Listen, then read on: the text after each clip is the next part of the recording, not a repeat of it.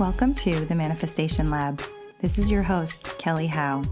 From the grounded science to the mystical and unseen, we're investigating this big experiment we call life and finding what really works when it comes to manifesting a life that sets your heart and your soul on fire. Welcome to the lab. Welcome back to the Manifestation Lab.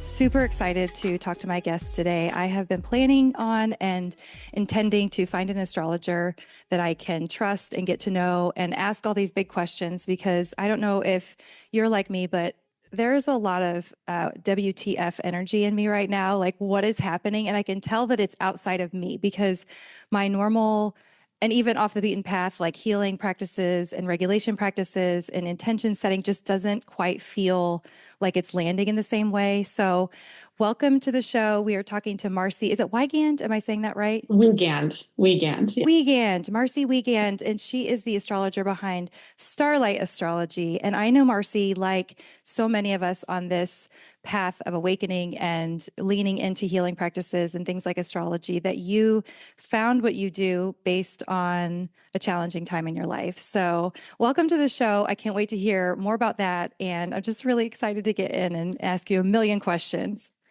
Yes. Thank you for having me. Delighted to be here. Absolutely.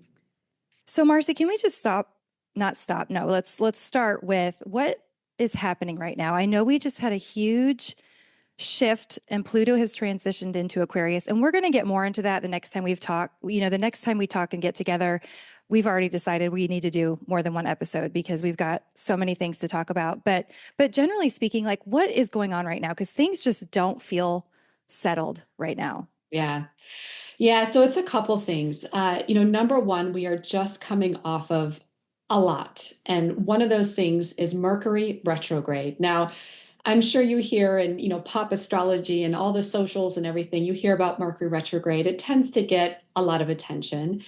And that's primarily because it's, number one, happens the most frequently of all the planet retrogrades. It happens about 3 times a year.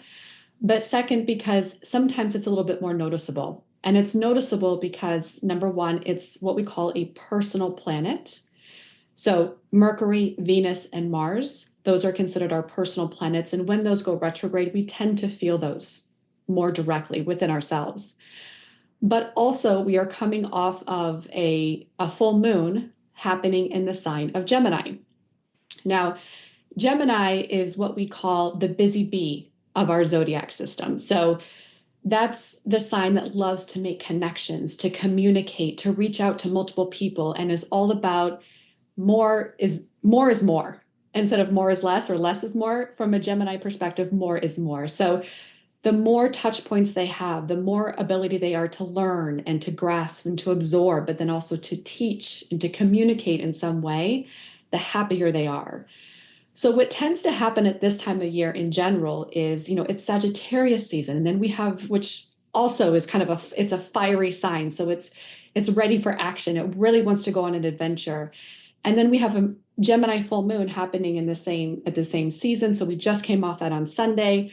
We also just had the Mercury retrograde wrap up on Sunday. So it's like this plethora of energy kind of just being thrown at us right now. Then what we also have layered on top of that is a Mars retrograde. So again, Mars is a personal planet, just like Venus and Mercury is. So when Mars is also retrograde, things start to feel really wacky when we have 2 of our personal planets going retrograde. So you may be feeling that discontent because that's what these retrogrades can bring up. They can bring up things from the past. They can bring up things that were previously repressed. They can have an impact on our energy levels. They can have an impact on bringing confusion to situations, confusion to our own sense of well-being even. So that might be a little bit of what's happening right now. Yeah, that sums it up. I definitely have felt that pretty intensely. And I'm a Gemini moon. Mm-hmm. And so I think that this full moon hit me harder than some of the other ones do and tend to. But can we back up a little bit? And will you describe, just for people in case they're not, as in tune to the verbiage that we're using, what is a retrograde exactly? And what is it about a retrograde that makes everything feel very chaotic? Yeah, good question. So a retrograde is it can give the connotation that things are moving backward. And that's essentially what it means. It's when it goes retrograde, things move backwards. Now, from our vantage point on Earth, if we were to look at the sky and we were to look at Mercury, we were to look at Mars, it appears that it's going backwards, that it's traveling backwards. But that's a perception. It's not actually moving backwards. It's just moving at a very, very slow pace. It's like out of its orbit. It's not out of its orbit, but it's not moving at its regular pace per se. So when the planets are kind of not at their norm, not operating at their norm, we tend to feel that. Yeah. But What it feels like to me is that it's like an energetic churning yeah, where there's like something that pulls back on us and sifts up whatever needs to let go. that is exactly what's happening. Yeah. Yeah. Now, that being said, I think it's also important to remember that the planets are a reflection of us, or we're a reflection of the planet. So, as above, so below. So below, as above. So many people can bring the argument that we were already feeling that, and the planets are reflecting that. So Mm, it's kind of like it's one and the same. And ultimately, at the end of the day, it's telling us we are connected to something bigger at the end of yeah, the day. I So believe it. yeah, so it's bringing up, and that's exactly it. It's bringing up all this stuff and it's forcing us to also slow down and reflect and revisit and revise. It's that focus on the re. So when it's retrograde, which is re, it's also asking us to review, to reflect, Mhm. to slow ourselves down so that we don't get too caught up in what we're doing. So The forced pause. yes, Gotta love it. yes, of course, pause for sure. For sure. Yeah. How can people use this churning and just astrology in general to step into a more empowered version of themselves? Yeah, and in fact, that's exactly the platform that I run when it comes to astrology is, it is massively misunderstood in our culture, in the social medias, online, whatever you may be looking at, it can be massively understood. And unfortunately, there have certainly been astrologers in the past who use it as a fear tactic, if you Hmm. will. But from my studies of astrology and from my own personal experience, I feel like it's such an empowering tool. And it's empowering for a few reasons. Number one, it's self-awareness. I've never found anything that brings such a big level of self-awareness like astrology can, to give you more insight. This is why things are happening this way. This is how you may be approaching something. Here are some blind spots. And here are some of your gifts that you maybe never heard of or never recognized or never realized. That in itself can be extremely empowering and powerful. But also having insight to what to expect for the coming 3 months, 6 months, month ahead, it can help you kind of align your mindset, your activities, how you plan things in alignment to what to expect with the energies you're working with to have a better outcome, to use it to your benefit. And I can give an example. I was working with a client and she was really, really upset. She had just ended a long-term relationship and, just was very upset about this. And, I looked at her chart and I'm like, you know what? But this really wasn't a year for relationship growth. This is really a year for you to concentrate on your career and Mm. to really grow your network and to really raise awareness about your own value and what you bring to the world outside of and independent of a relationship. And it was just, I could see like that light bulb kind of go off. I could see that shift. It's just that having that understanding really empowered her and allowed her to let go of that relationship and to now Mhm. direct her energy to her career and growing that and growing her network and kind of directing that in that way so that she's swimming with the current versus against the current, if that helps. Right. Instead of feeling like things are wrong and like asking that question, why is this happening to me? I feel like it helps us step out of that victimhood and recognize that there's just this whole bigger thing at play that if we can, like, I love how you said that, like fall into the stream and go with the flow instead of I think what happens is when things don't go well, especially people when they're used to doing manifestation work and intention setting, and they really start to wake up to the idea and the knowing that I am a powerful creator. Mhm. Like, wow, I've seen what I can do.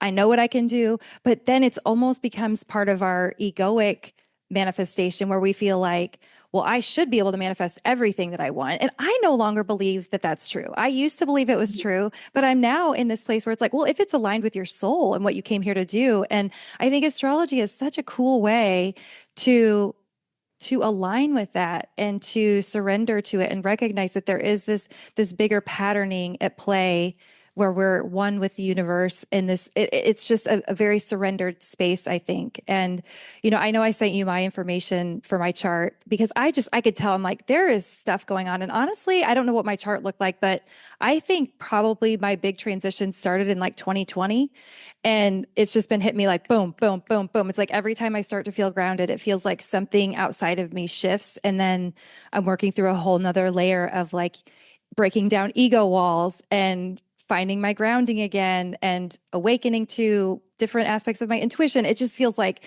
lesson after lesson after lesson. So I'm totally open. If you saw anything in there that will help me make sense of that, I would love to hear about it. Yeah, yeah. So, I mean, in general, kind of going back to what you said, I mean, but that's exactly it from an astrology perspective. It's living in alignment with the universe and what the universe wants for you. And the universe only wants what's best for you. So it's about taking the energy and, working with you and you working with that to get you to your greater good, to lead you further along your path and your purpose. And that's different for everybody. Um, but yeah, so speaking to your chart specifically, I didn't go back as far as 2020, but I do know, especially I can definitely see, especially starting in 2023, when Saturn went into Pisces, I'm assuming there were some big hits for you. And Saturn continues to be in Pisces, and it will remain in Pisces until 2026.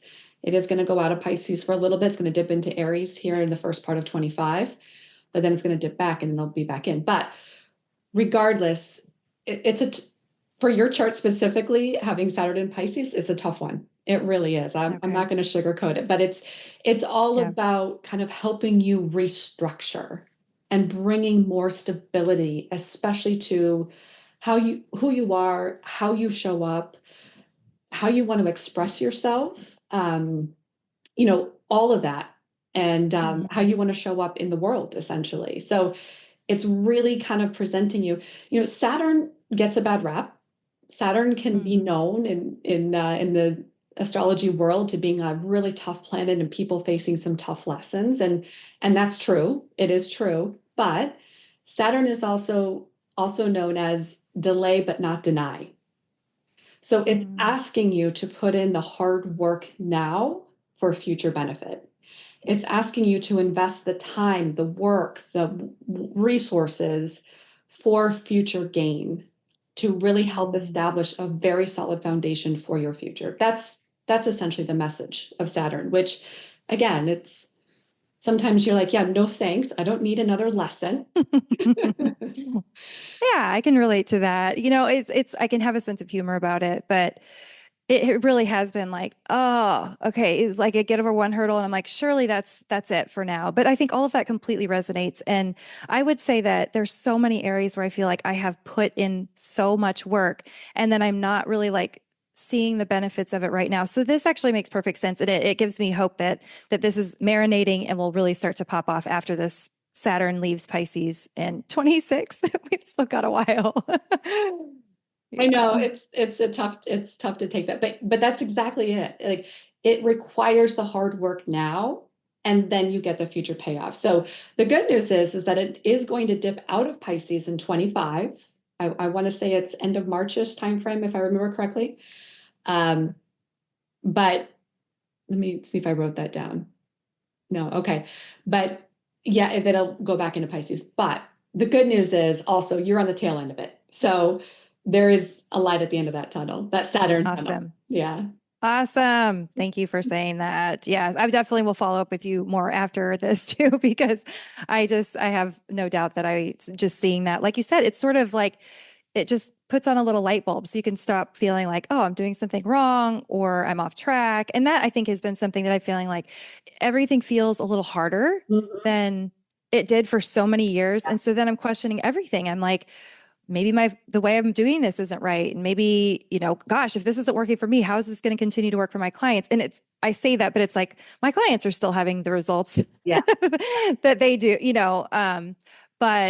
but certainly it has brought up a lot of questions. So hearing you say that already turns on some light bulbs, helps me relax a little bit. And Good. it Good. feels like always I do human design and it feels like a little permission slip, like we don't really need it, but it does feel like, oh, I have permission from the universe to just kind of be in this mess and all these questions and this self-doubt right now.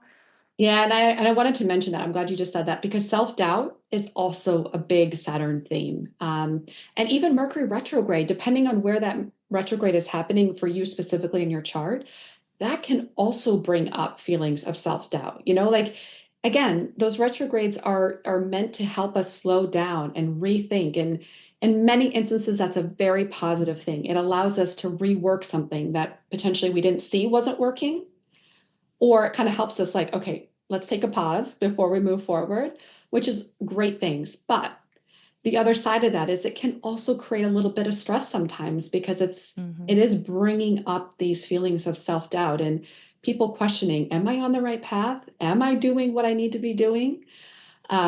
So it's just important to sit with that for a minute and Yeah. journal that, write that down, talk about it with somebody, whatever that Hmm. form of healing is for you specifically. It's important to process that and to address it, and maybe you don't necessarily take action because of it, but it's important to review it and to see, is this something I need to pay attention to, or is this just stuff being brought up because it needs to be brought up. So Hmm. Yeah, it does feel like so many of us are so good at just kind of holding everything in and these layers, layer upon layer of astrology of different aspects right now that feel like it's just drawing it up whether we like it or not. yeah. And I know that's always the case, but it just feels like there's a lot of different pieces of it aligning right now as we move, as this Pluto moved into Aquarius. And again, we'll talk about that in the next episode, but just so many layers of Yeah. it feels like death and rebirth and uncovering and awakening and letting things go. And all of this is happening whether we like it or not, That's right? Like very true. it's just happening. Yes. Yeah. And for you specifically, again, I know you do have a lot of, to your point, you have a lot of layers right now. So there is a lot that's kind of unpacking and getting brought up for you. So just know that all the things that are bubbling up, it makes sense that they're being bubbled up. So Yeah. Okay. yeah. Thank you, Marci. So appreciate it. So I really want to talk about, we just had a full moon and I do a lot of working with the full moon because, the work that I do is a lot of emotional and energetic release. And so I like to use that full moon to ask myself to really spotlight like what is coming up from the subconscious emotionally, what can I let move through? And I'm sure you can add to that. But I do want to talk about the upcoming new moon Mhm. because I know that this is an important part of intention setting and manifestation. I do not take advantage of that enough. So I can't wait to hear what you have to say about how important that is and what's going on right now that we need to look at. Yeah, yeah, great question. Because we are at this time of year, we are actually at a very auspicious time when it comes to manifesting and goal setting. Because not only do we have a new moon coming up on December 30th, but we also have the winter solstice that's coming up on the 21st. So just this coming Saturday. But to back up, to talk about the new moon, I'll talk about that first. As you mentioned, a lot of us are familiar with the full moon. That is typically a time of, kind of peak activity, kind of emotions, as you mentioned, the emotions coming to the surface. Very common with a new moon. It can also reflect turning points or relationships, a bigger focus on relationships, or just other things coming to light that maybe were hidden prior to that point. So the opposite of a full moon is what we call a new moon, or it's also known as the dark of the moon. The new moon is, a full moon is when the sun and the moon are in opposition, they're in opposite alignment. The new moon, again, is opposite of that. So the new moon is when the sun and the moon come together in direct alignment, and it's called a conjunction. Um, with a new moon, it represents a very auspicious time to plant seeds. So it represents a key time for new initiatives, fresh starts, setting intentions and wishes that you want for the coming month, or the coming 3 months, or the coming 6 months, whatever you feel is appropriate at that time. And really, in fact, farmers all over the world used to plant their seeds in accordance with the spring new moon. So this is a concept that's been around for centuries, essentially. Mhm. So just like farmers who have the ability to plant literal seeds at the time of a new moon, we also have the opportunity to plant metaphorical seeds at the time of a new moon. And it's like co-creating with the universe. It's like the universe is giving us a little bit of a boost, sprinkling a little bit of magic, if you will, on our own goals and our own wishes and intentions to help bring them to fruition. Now, the thing I love about new moon manifesting is, number one, you get to do it once a month, because new moons happen once a month. Just like a full moon happens once a month, a new moon happens once a month as well. The other thing is it's free. It's easy to do. It doesn't cost you a thing. And it's like you set it and you forget it. Like you can write it down and then you just move on with your life and let the universe take over from there, which I find to be such a powerful thing. And in fact, if I could share a quick story Oh, please do. Yeah. on the new moon. So one of my clients I was working with, I knew her chart and I knew, a lot of what was going on. So she had a new moon there was a new moon coming up, and it was one that I knew was going to be pretty powerful for her in particular because I knew her chart. So I texted her and I said, hey, I'm not sure if you're doing your new moon manifestations, but there's a really important one coming up for you specifically. Highly recommend you take advantage of this time, write down goals, wishes, and intentions that you have, etc. She says, okay. So she does. She even sends me a picture of her and her roommates writing down her new moon intentions. 3 weeks later, I hear from her again, and she said, I have to tell you, I did my new moon manifestations, and a few days later, and well, to back up, she was looking for a new apartment in New York City. So she was living in another part of New York City. She was looking for a new apartment in Manhattan. If you're familiar with that real estate, it's very challenging to do that. Yeah. Not an easy thing. And she's doing it with roommates, so they're trying to minimize their commute, the walk up, all the things. And 3 days after the new moon, after she had done her new moon manifestations, she had the most perfect apartment land in her lap. Mm. Like she wasn't on a tour or anything. She literally just got a random email to say, have you thought of this property? I clicked on Wow. it and she's like, yes, that is it. That's where we're going to live. I mean, she could not be happier with this place. So it can like just to show you some of the small things that can just really help bring to fruition bigger, some of your own manifestations and goals and wishes along the way. What is it about the new moon? Can you describe, like, energetically, what is it that makes it such a prime time for planting seeds?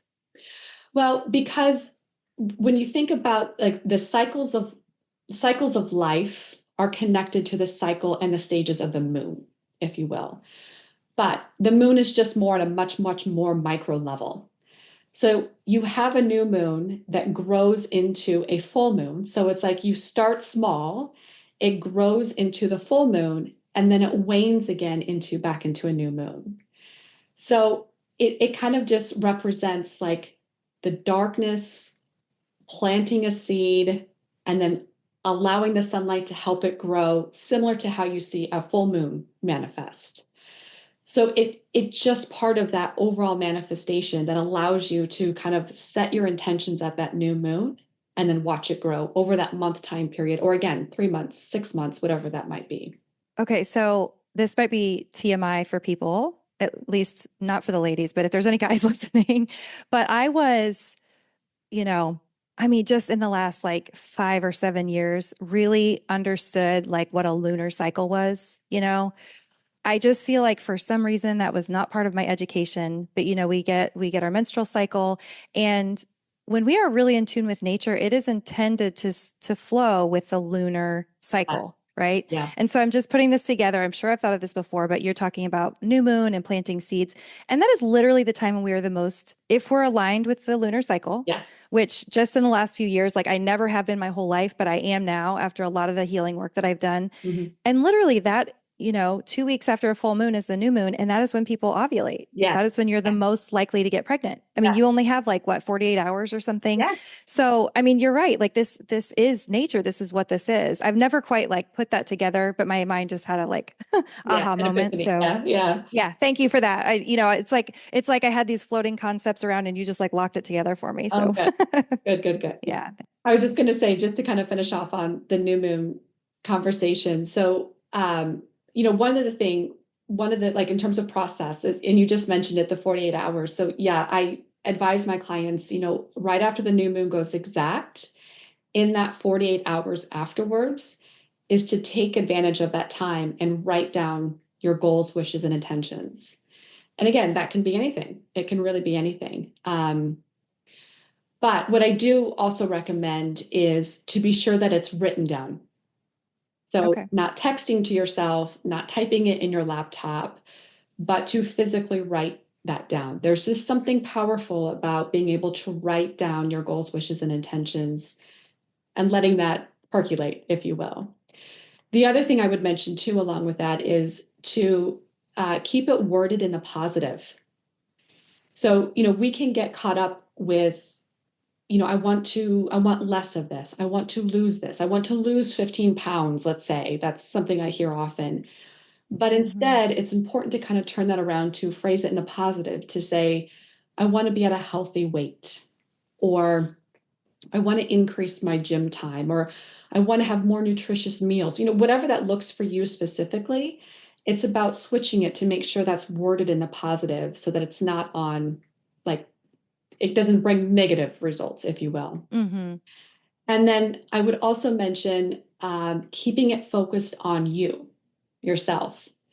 So some of my younger clients that might be on the dating scene, for example, and looking for relationships, sometimes we talk about, their manifestations, and they will say, I want so and so to call me back, to text me back, or, to show an interest.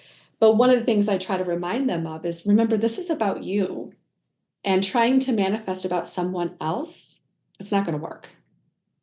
So it's more about, what do you want in a relationship? What are you looking for in a partner? That's how I would switch that around. I like that. Yeah, yeah. And then the last thing I would say too is to make sure you're comfortable with what you write down. And it's funny because you would think, why wouldn't I be comfortable when I'm writing down my own goals, wishes, and intentions? But it's true. Sometimes you write something down and then you feel it and you're like, ooh, it can bring up anxiety, whatever that is. And that's your signal to say, okay, maybe that might be a goal, but maybe that's my ego goal getting in the way, versus Mm-hmm. really trying to live more in alignment with what I know my purpose is. So that's something to be mindful of as you're going through it, through the new. Yeah, I love that. It goes along with one of the things I have my clients do when they first come to me and I'm having them do some goal setting.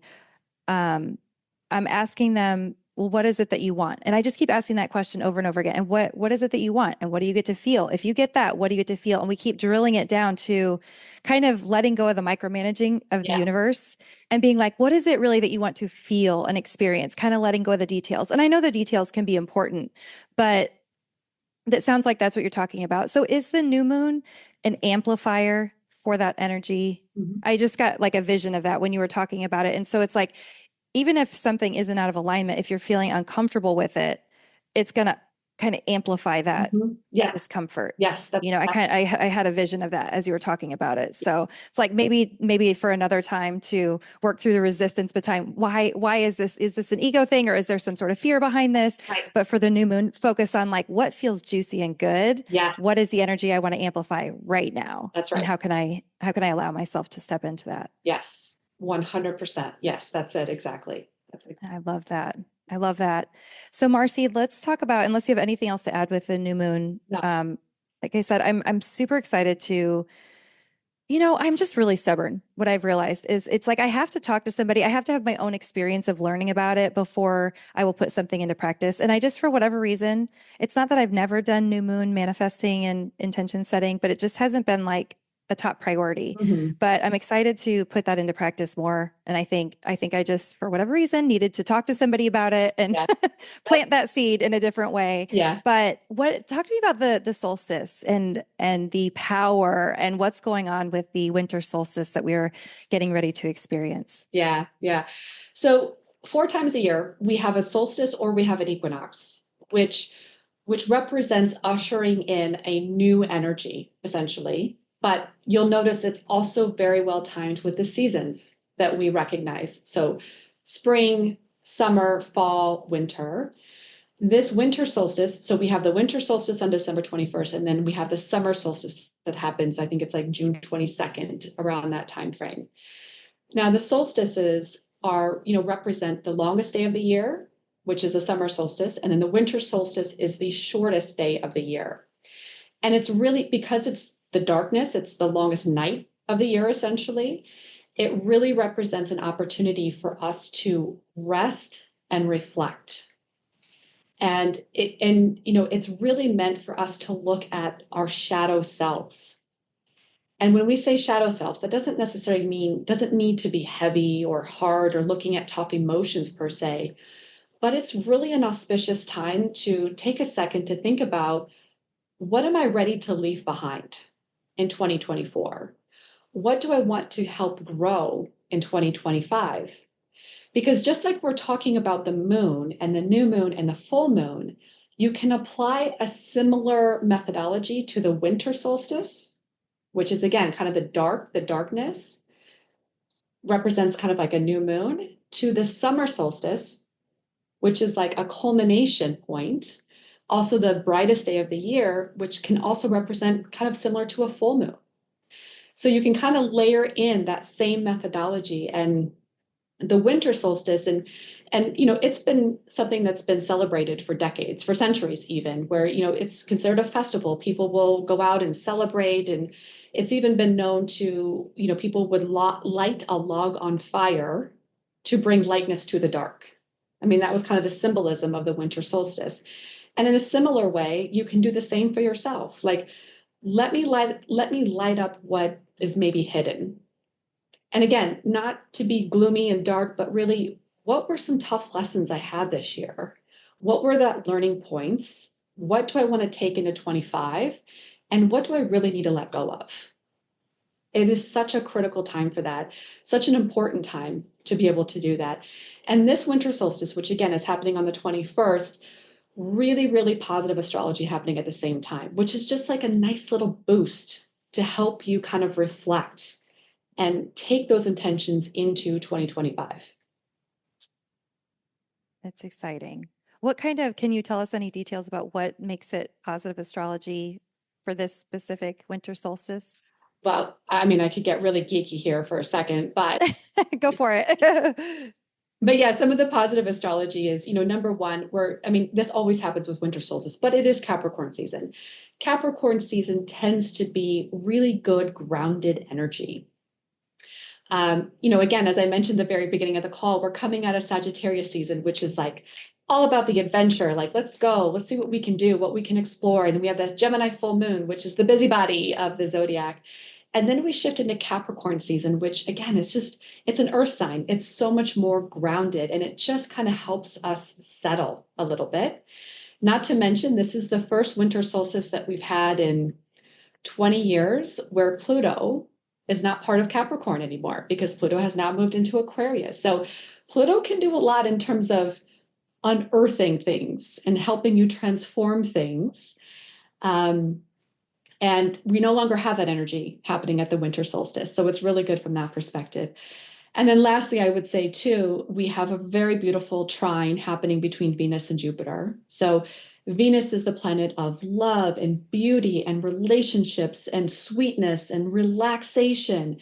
And Jupiter is the planet of abundance and opportunity and, just kind of like a laissez-faire attitude toward. And they're making like a trine aspect. And trine is like a harmonizing connection. It's like aspect, we're talking about connection. So it's making a very supportive, harmonizing connection between the two. So you're taking two really, in very basic terms, positive planets, and they're in really good relation to each other, if you will. And it just kind of brings sweetness to the overall I love vibe. that. So, I'm looking forward to that. That's this Saturday, right? yes, There's the day. Looking 21st. forward to that. That sounds lovely. Yeah, It the sounds 21st. wonderful. So I do recommend, I mean, I know a lot, just from the Gregorian calendar that we typically follow. We save these types of like reflection points for December 31st, January 1st, whatever. But I would highly recommend aligning it with the winter solstice in that Mm. way to be able to have that point of reflection. There's something about December 31st that the more I get in tune with nature, the more I get in tune with my own personal rhythms, it just falls flat. Like don't get me wrong, it's like getting a new planner always feels really good, Yeah. and the freshness of a new year always feels really, really good. But I don't naturally feel like the move from December 31st to January 1st is an organic new beginning. And that finally started to make sense to me when I realized that in a lot of ancient cultures, the new year is really in March, February or March. Like it's later. And that to me, I think with the beginning of spring makes total sense. Yeah. Yeah. And from an astrology perspective, the beginning of the astrological year is the start of Aries season, which is, usually around like March 22nd timeframe. So Yeah. yeah, and it's the spring equinox. So that is the start of the astrological calendar. So it would make sense why you would feel that for sure. Yeah, yeah, I think so. And I think the Chinese New Year is in February, Yeah. usually like beginning of February, but it's like between February and March, now don't get me wrong, February is a tough month for me. I have to be like on my A game as far as self-care because February in Missouri is tough Yeah. sometimes. But I do normally start getting like new ideas and it feels like fresh things start cooking more between February and March Mhm. and not as much. It feels like I have to force it around Mhm. the actual new year that we celebrate and it doesn't feel as organic like it's coming from within, like Yeah. springing forth, Yeah. on its own. Yeah. Yeah, but a lot of what you're describing also perfectly matches with your specific birth chart too. Because for you specifically, are you familiar with the houses in astrology? A little bit. Yeah, I'm learning more and more about that. Okay. So in astrology, you have your planets. The planets are in all the signs. So one of the big misconceptions is that, most people just know their sun sign, when in fact you have all 10 planets in your birth chart and you have all 12 signs in your birth chart as well. So it's like a snapshot of the sky, of the universe, the minute you were born. That's essentially what your birth chart and an astrological chart is. And when you mention this timing, I mean it's so aligned to your birth chart because that end of March, especially into March, if I'm thinking this correctly, that for you can be a little bit more of an emotionally heavy month every year. Mm, And when you get into like the start of what would be like Taurus season, so end of April, that might feel like, okay, I'm coming out of it. Like I feel fresh, I mhm. feel renewed. That's very common for your particular chart to have those Interesting. feelings of just kind of the heaviness, going more within. Sometimes tough emotions are coming up during that time period. Mhm. And then when you get to, that late April time period, you might start to feel like you're coming out of it. You're coming out of a slump, if you will. I do usually feel like that every year. And I would say, as an Aquarius sun, I I tend to move very heavily with the seasons. So like when it comes time to my birthday, I am in full on winter mode. Yeah. Like I am in hibernation.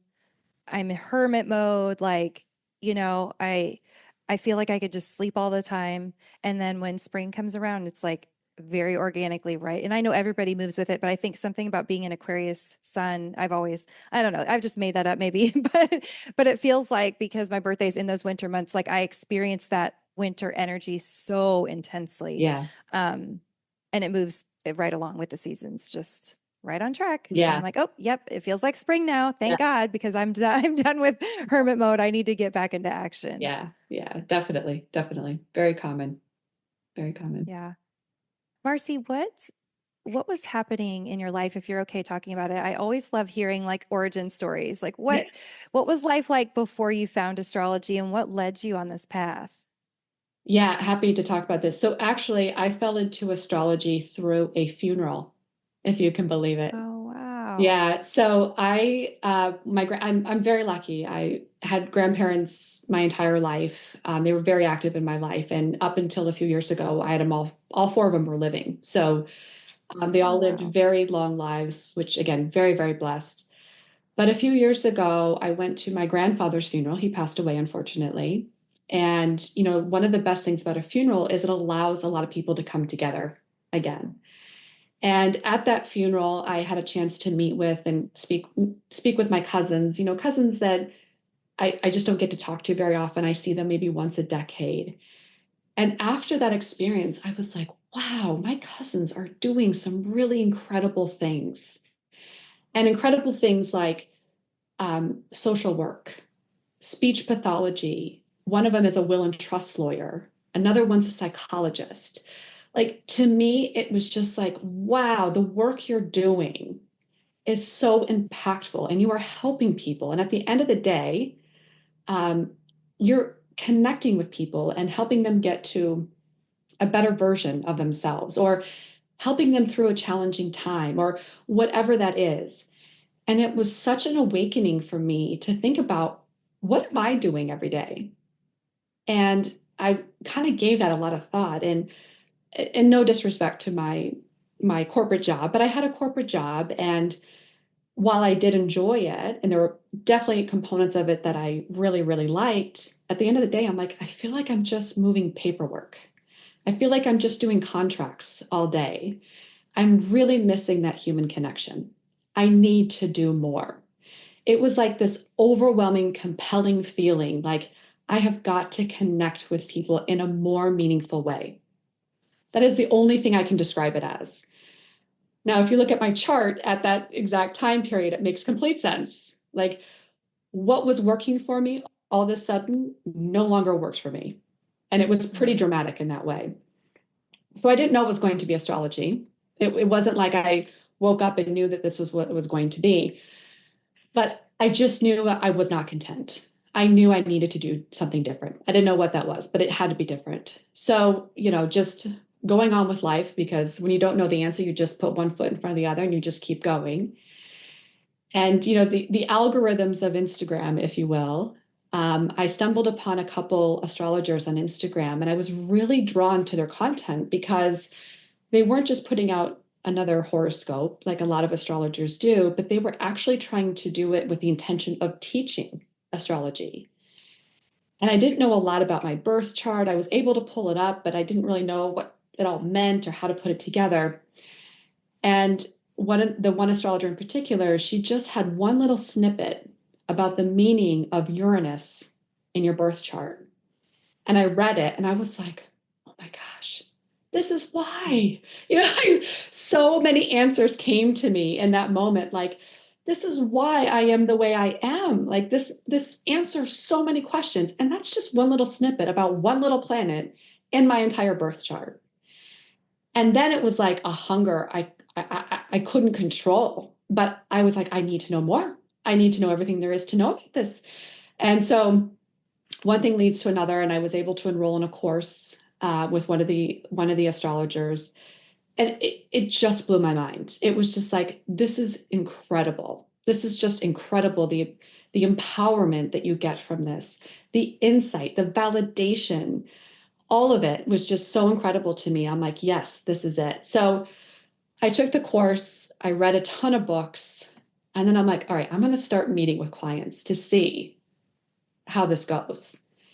And that's so nerve-wracking when you first start. And It really is. Yeah. yeah, so I did. I met with a couple clients, and I was like a whole new person after this. So I would have a session with a client, and it was literally like I couldn't go to bed that night because I was so filled with energy. And I'm like, oh my gosh, I have to do this.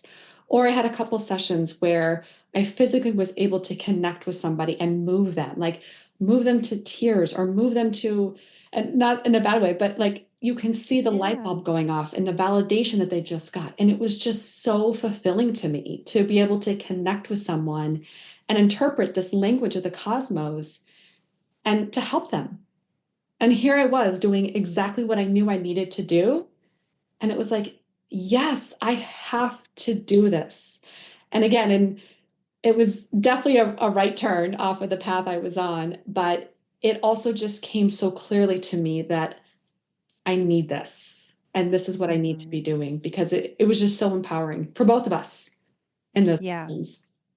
Oh my gosh. Yeah. When you get that kind of energy hit from something, it's so clear. I need to be doing more of this. Yeah. It's so, so, so clear. I love that. How long did you linger in that space of like, I know I want to help people. I know I want to connect with people. I want to have an impact in a different way. Like how long did you hover in that space before the astrology sort of trickled in and you had that awakening?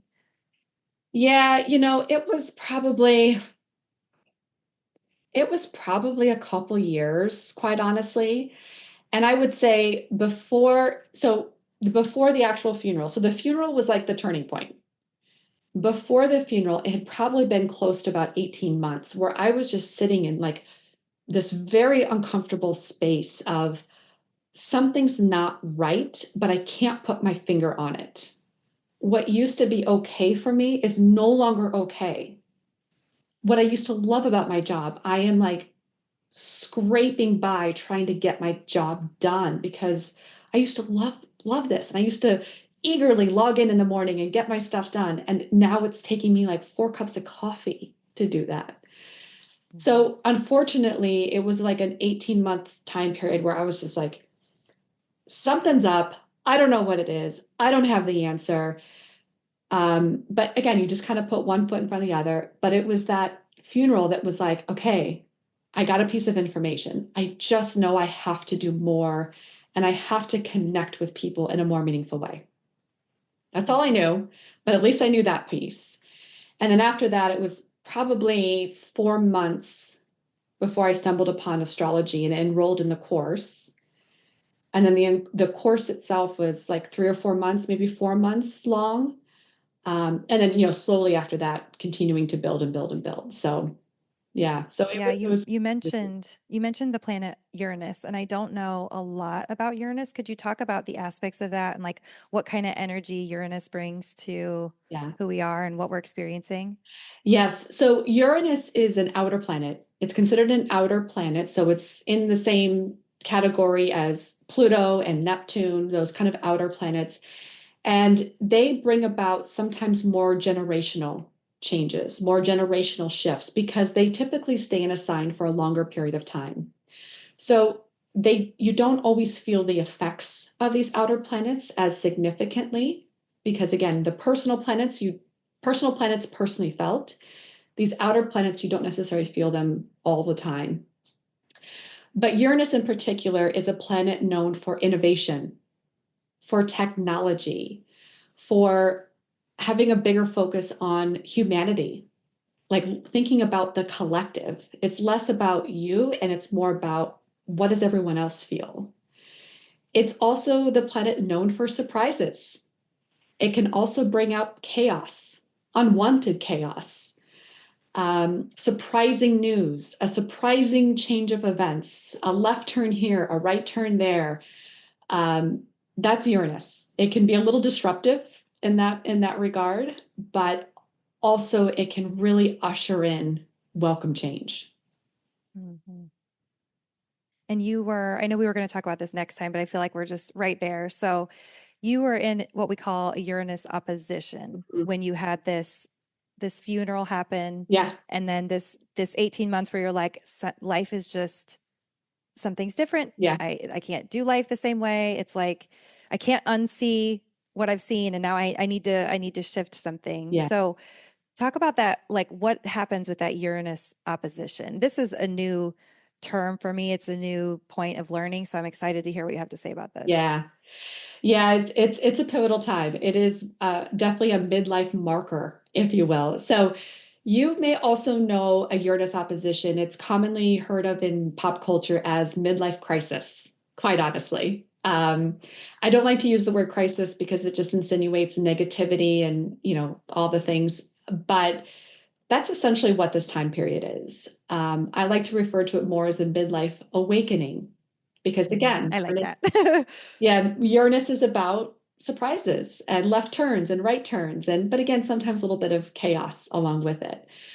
So your Uranus opposition. So Uranus is one, again, it's an outer planet, so it moves much more slowly. So when it appears in your birth chart or wherever it appears in your birth chart, you tend to feel the impacts of Uranus when it reaches a couple key milestones, which is when it's at what we call the Uranus square, which is around the age of 21. Um, and you might, if you think back at the age of 21, there may have been feelings of wanting to do something very different, a feeling of freedom, even. Uranus can also be associated with a feeling of freedom or breaking free of what might have been restricting you, or just doing something very different, or rebellion. That's another key one, another key characteristic of Uranus. And then when Uranus meets what we call the opposition. So it's in the exact opposite spot it was when you were born. So it's like a full moon. It's like the full moon phase of Uranus. That's what we call the Uranus opposition. And that can really bring about this activation of, I need to be let free. I need to shift something. What was comfortable is no longer feels comfortable. Um, Sometimes this is more dramatic in some people versus others, depending on where in your birth chart this is happening. But it has a tendency to bring up these feelings of unrest.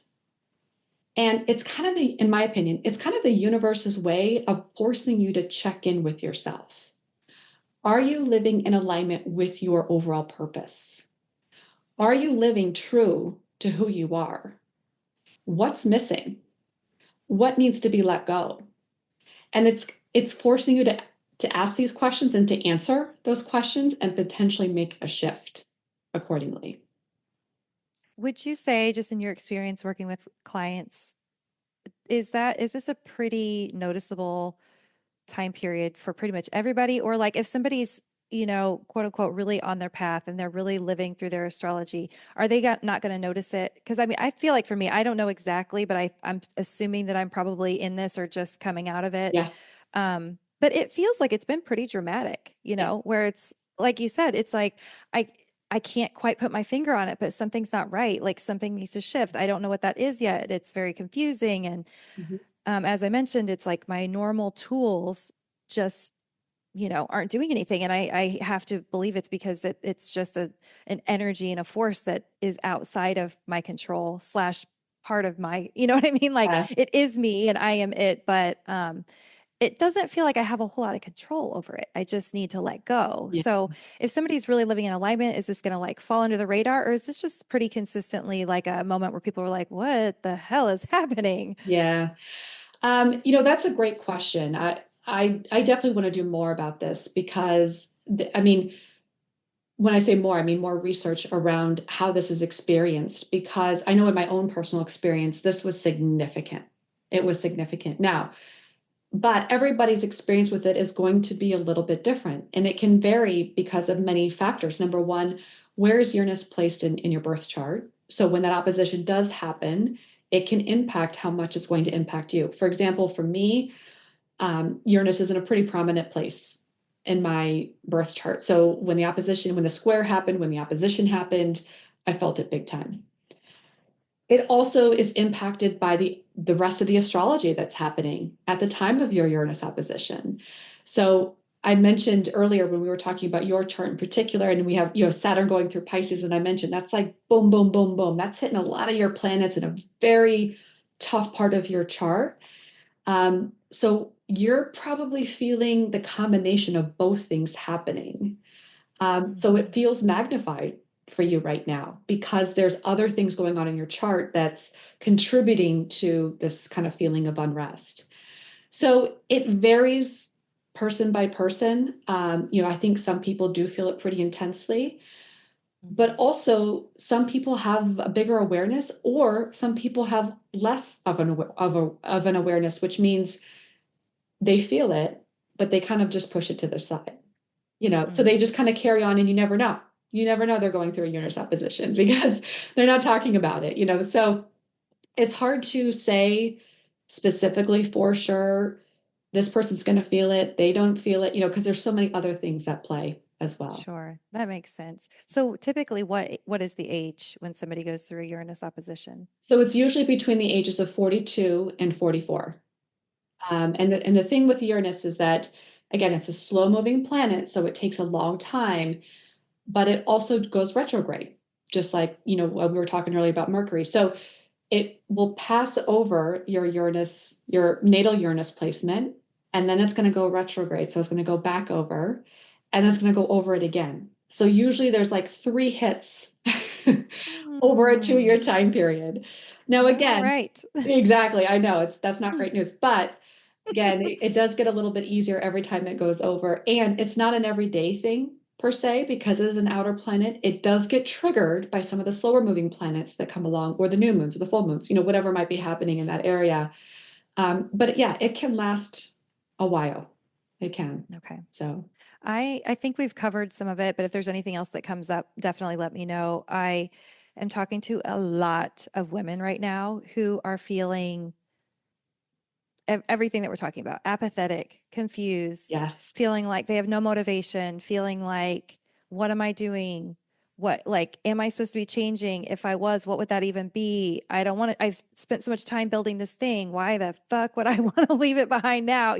Just so many people feeling this exact thing. And so I don't know if I'm just attracting all of them. A lot of my clients are going through that, and like, they're like, I don't know. I just don't have the energy to do the things that I normally do. I don't have, it's just not there. Mhm. I keep hearing that over and over again. It's just not there. And I am raising my hand 100% feeling that as well. Mhm. So do you have anything to add to like what's going on right now I would say over the last month or two that has people kind of in this space where it's just like, ugh. Yeah. Yeah.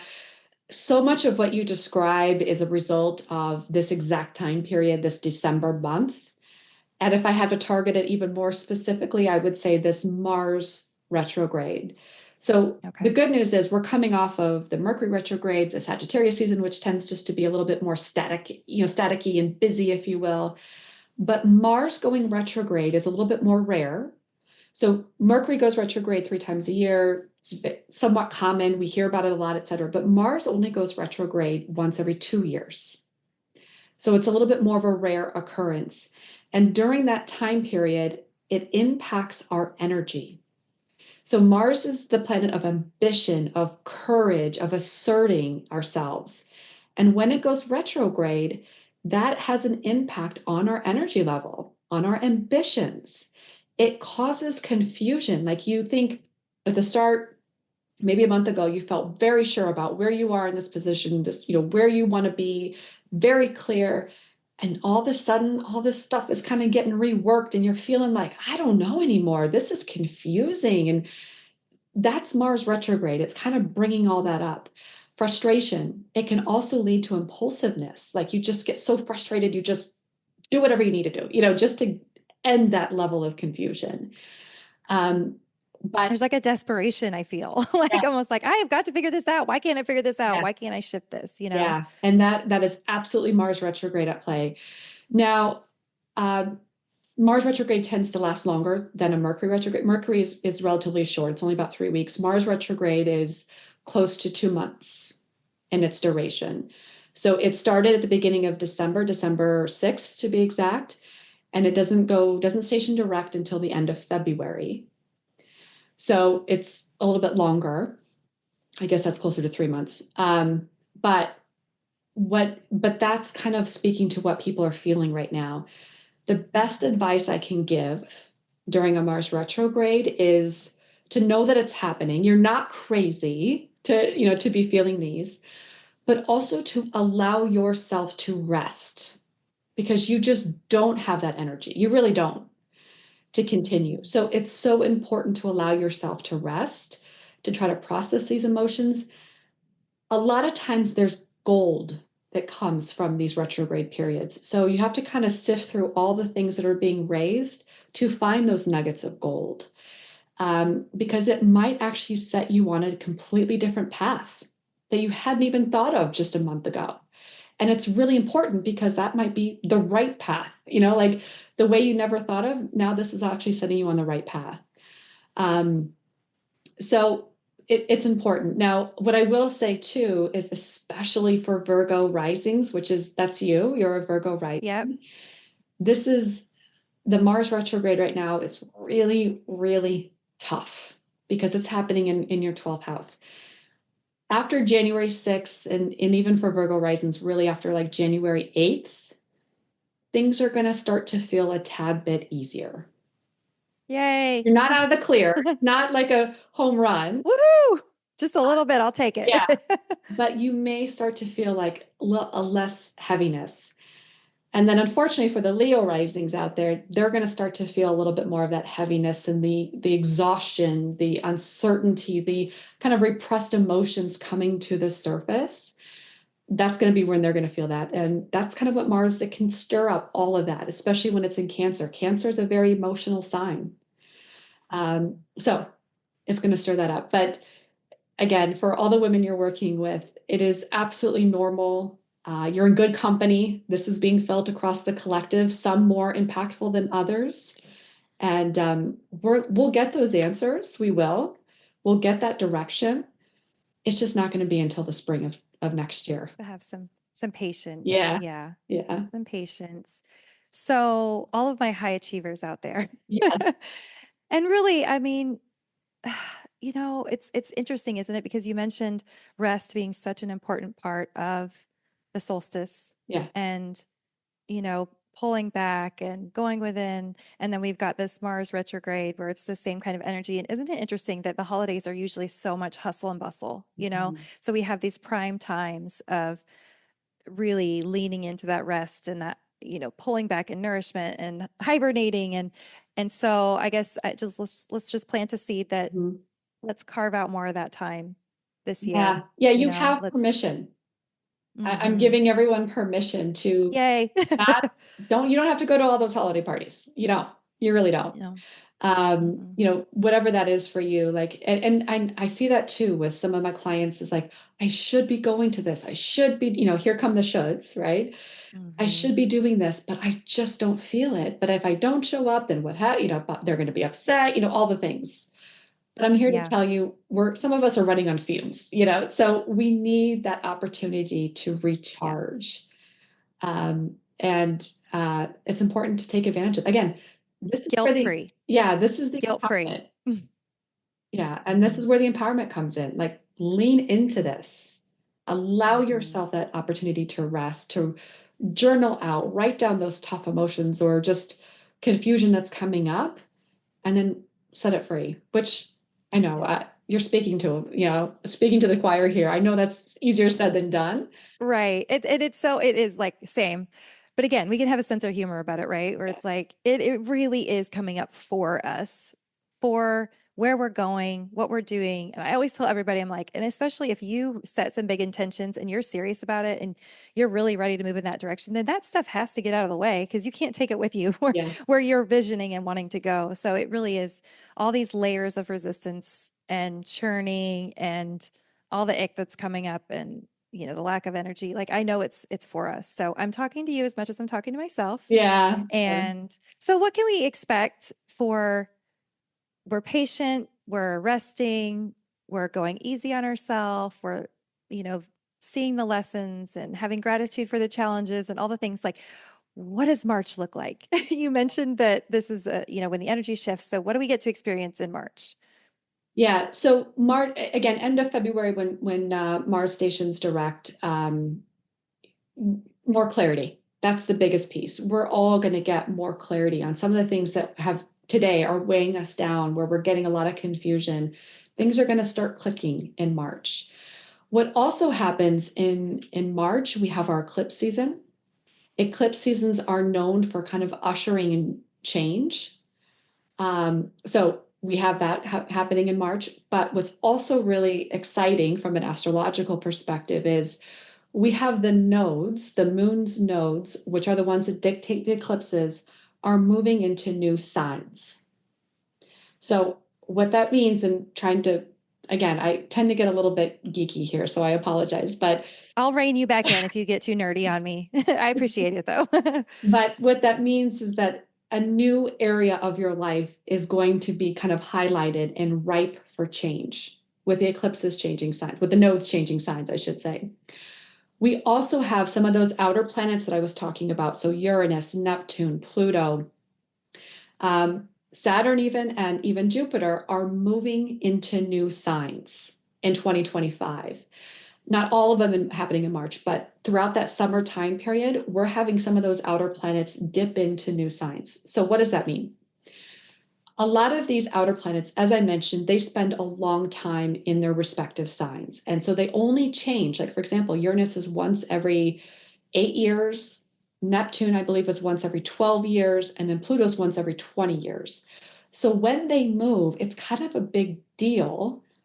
And it's a little bit more of an energy shift that's felt more at the collective level, but yet palatable.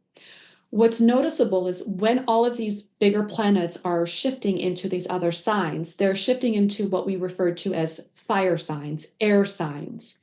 So I've been talking with some of the clients like, this is going to be a new era from a T Swift perspective. So this is like the fire and air era.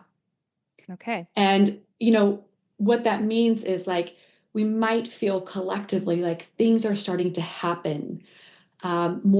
A bigger emphasis on communication, connecting with others, more of a social vibe, learning information and how we're attracting information.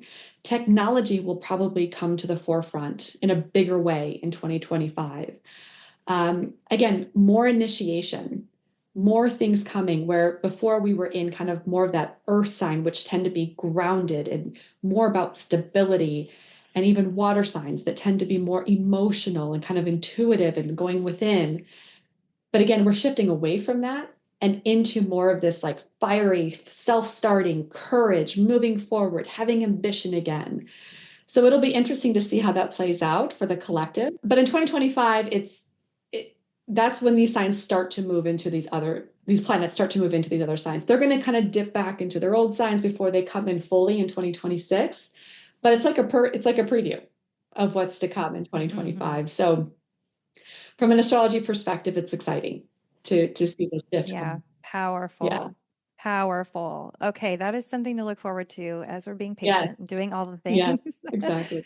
Oh my gosh, Marci, this has been so fun. And I can't wait to do round 2 with you to go deeper into some of these big transits and whatever else we decide to come up with. I am really looking forward to phase 2 of this conversation. But for now, I'm sure there's people listening that are like, okay, I need to get my chart read. Like, what's going on with me? So how can people find you? Yes, thank you for that. So best way to find me is on my socials or through my website directly. So it's starlightastrology.net, N-E-T, or on Instagram as well as TikTok. So it's Starlight Astrology at Starlight Astrology 23 for TikTok and Instagram. Same handle on both.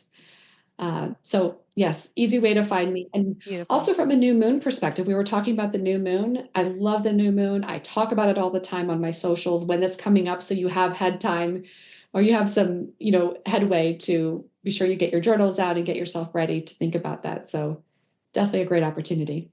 Yes. And I've been following along on your Instagram channel and I love they're like quick little tidbits, right? Like just a quick little like, hey, this is what's going on. This is what you need to know. And then you're off and back for the next tip next time. But I like that, like just quick little nuggets of, okay, this is what I need to pay attention to right now. And I love the permission slip to just be where I am. And the more I track it and the more I follow it, it's like, oh my gosh, of course we're all feeling this. We just haven't been taught to pay attention to it and to really lean in and trust what we're feeling in that way. Yeah, completely agree. Completely agree. Such a powerful conversation. Thank you so much for your wisdom. I can't wait for part 2. Yes, thank you. Thank you so much for having me. An absolute joy. And we'll stay tuned for next time.